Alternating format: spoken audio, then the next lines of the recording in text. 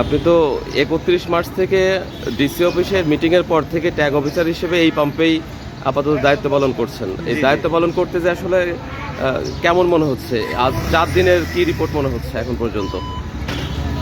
আমরা মোহাম্মদপুরে মোটামুটি সুস্থ সুন্দর পরিবেশে আমরা তেল প্রদান করছি। আমরা দুই দিক থেকে দুটো সিরিয়াল করেছি, কিন্তু এই আপনি যেটা বললেন যে 31 তারিখ থেকে আমরা কিন্তু প্রতিদিন আমাদের যে তেল আসছে 4,500 লিটার তেল আসছে, আমরা এটা প্রদান করছি। কিন্তু মানে আসলে আমার প্রিয় বাইকার ভাই যারা আছে তাদের কাছে আমার বিশেষ অনুরোধ যে আমাদের দেশে এখনও পর্যন্ত তেলের কোনো সংকট নেই। সুতরাং আপনারা অতিরিক্ত তেল মজুত করার যে টেন্ডেন্সি এটা আসলে করবেন না। এই 4-5 দিন আমি প্রতিদিন সকাল থেকে 8টা থেকে আমরা বিকাল 4টা-5টা পর্যন্ত যে তেল দিচ্ছি, মানে এত বাইক আসলে কোথায়, এত তেল যাচ্ছে কোথায়?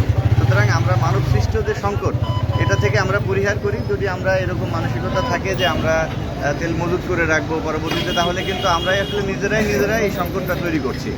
এতে আসলে আমরাও চাপে পড়বো, মানুষও ভীত সন্তুষ্ট হবে। সুতরাং আমি আশ্বস্ত করছি, গভর্নমেন্ট থেকে আমাদেরকে আশ্বস্ত করেছে যে আমাদের তেলের কোনো ঘাটতি নেই, যে প্রতিদিনই আসছে, প্রতিদিনই পাবেন। সুতরাং আপনারা অহেতুক যাদের ট্যাঙ্কিতে তেল আছে, 50%-এর বেশি তেল আছে, তারা দয়া করে তেল নিতে আসবেন না। তাহলে আসলে আমরা নিজেরাই এই সংকটটা তৈরি করে ফেলছি। আপনাদের প্রতি অনুরোধ যে এটা করবেন না। না, আমরা খেয়াল করছি যে এই 4 দিনের মধ্যে আসলে বাইকের সিরিয়াল কমে নাই, পাম্পের চাপ কমে নাই। তাহলে তেল নিচ্ছে প্রতিনিয়ত এবং সবাই পাচ্ছে, তাহলে চাপ কমছে না কেন? কি মনে হচ্ছে আপনার কাছে এটা আসলে হতে পারে যে আমরা ওই যে যেটা বললাম যে আমরা 80% বাইকারই প্রতিদিনই আসতেছে। হ্যাঁ, এটাই যে আমার তেল রয়েছে, তারপরেও আমি তেল নিতে আসছি।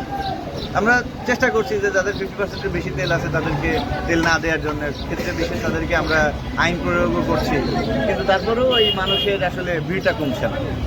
তো আপনার মাধ্যমে আমি সবাইকে বলতে চাই যে আমাদের আপনারা ভীত সন্তুষ্ট না হয়ে আপনারা প্রতিদিনই তেল পাবেন, সমস্যা নেই। মাসুদ ভাই, এই যে আমাদের ট্যাগ অফিসার মহোদয় কিন্তু 4 দিন যাবত এখানে নিরবচ্ছিন্ন পরিশ্রম করে যাচ্ছে শুধুমাত্র সুষ্ঠু তেল বিতরণের জন্য। তো আসলে আমার একটা প্রশ্ন যে এই 4 দিনেও বাইকের সিরিয়াল বা এই চাপটা কমে নাই, আপনার কাছে কি মনে হচ্ছে যে এত বাইক আর এত তেল আসলে যাচ্ছে কোথায়? সাধারণত নর্মালি যতদিন তেল দিয়ে আসছি, 6 বছর ধরে এখানে আসি আমি, তো আমার সারা দিনে 24 ঘন্টায় আমার তেল বিক্রি হতো 1400-1500 লিটার পেট্রোল। এরপরে এর মধ্যে কিন্তু আমি কিছু দোকানেও আমি তেল টবে দিছি, মানে বাইকারদের দেওয়ার পরও দিচ্ছেন? ইতিপূর্বে আগে হ্যাঁ সেই তুলনায় সেই সময় থেকে যখন তেল দিছি তখন আমার 1400-1500 লিটার যেত 24 ঘন্টায়। আর এই এক সপ্তাহ পুরো বেশি হলো, আমি প্রতিদিন 4,500 লিটার তেল আনতেছি, যেটা আমার 3 দিনের খোরাক। সেই 3 দিনের খোরাক আমি প্রতি 8 ঘন্টার ভিতরে শেষ হয়ে যাচ্ছে, 8 ঘন্টার ভিতরে শেষ হয়ে যাচ্ছে, কিন্তু বাইক কমতেছে না। ধারণা কি হচ্ছে? এটা আমার ধারণা যে সবাই এরা 50% লোক এরা তেল নিয়ে হয়তো বাইরে আনলোড করতেছে, করে আবার আসছে। প্রতিদিনই একটা লোক প্রতিদিনই তেল নিচ্ছে। আবার কিছু লোক আছে তারা সময় পায় না, হয়তো তারাই হয়তো বঞ্চিত, হয়তো মুসলিমায় 2-4 জন বঞ্চিত। অর্থাৎ আমার মনে হচ্ছে মনস্তাত্ত্বিক সমস্যা, যে তেল বোধহয় আর পাবো না, এই চিন্তা ভাবনা করে হয়তো অনেক বাইকাররা বাইকে তেল নিয়ে যে তারা বাইরে যে আনলোড করে স্টক করে রাখছে অথবা বিক্রির উদ্দেশ্যে কোথাও নিয়ে যাচ্ছে, এটা হতে পারে।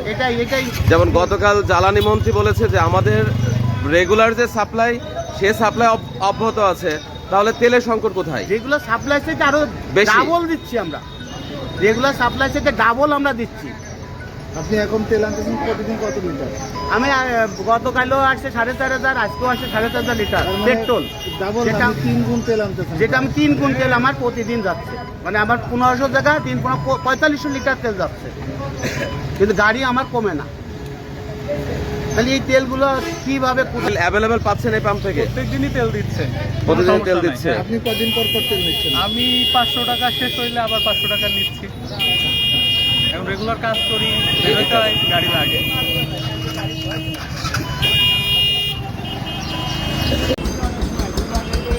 তোমার পরিচয় কি? তোমার পরিচয় কি? মানে তুমি যে এই যে লোকগুলো লাইন দিয়ে আছে, স্যার এখানে তো অনেক লোকই এভাবে ঢুকতেছে, ঢুকা জায়গা না।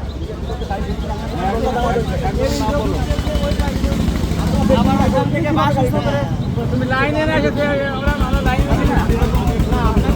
আমার সাথে কথা বলো। তুমি যে লাইন দিয়ে ভিতরে ঢুকছো, তোমার মতো আর কয়জন ঢুকছে বলো? তোমার মতো অনেকেই ঢুকছে। অনেকে দুজন নাম দেখা তো নাম চিনি না। আচ্ছা। এই যে বাস ইস্যু করে স্যার ওই কন্ট্রাক্টর গাড়ি দিয়ে এই বলি এটা কয়জন আছে? ওই ভিতরে কেউ আছে কিনা? এখানে নেই।